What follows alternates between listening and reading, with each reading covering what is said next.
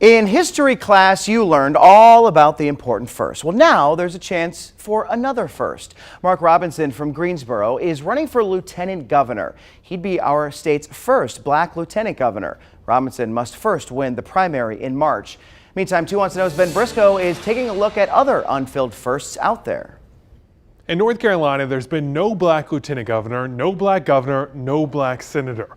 Although there has been a rich history of trailblazers in other elected offices. First is defined as before others in time, but it means so much more.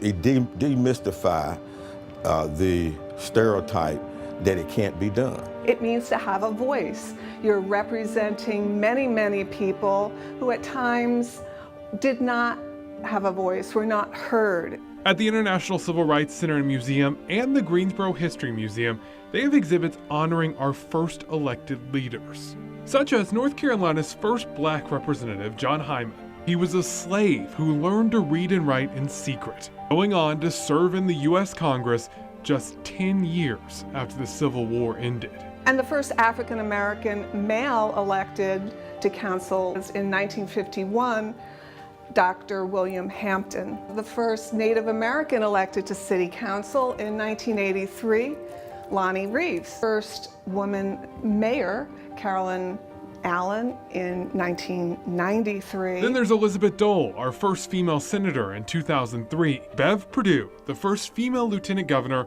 then governor in 2009.